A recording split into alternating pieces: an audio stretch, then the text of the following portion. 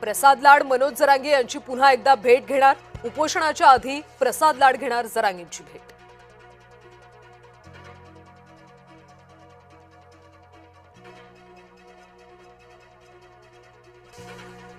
कल्याणमधल्या दुर्गाडी मंदिर प्रवेश बंदीवरून वातावरण तापलं। बकरी ईद निमित्त दुर्गाडी किल्ल्यावर आज हिंदूंना प्रवेश बंदी। शिवसेना भाजपचे कार्यकर्ते प्रवेशासाठी आक्रमक। पुणे नाशिक संभाजीनगरमध्ये सीएनजी दराचा भडका। पेट्रोल डिझेल पाठोपाठ सीएनजीचे दर वाढल्यानं वाहनधारकांना फटका।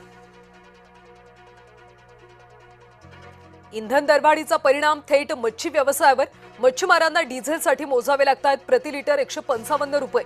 दरवाढ परवडत नसल्यानं मच्छीमारांच्या बोटी किनारीच।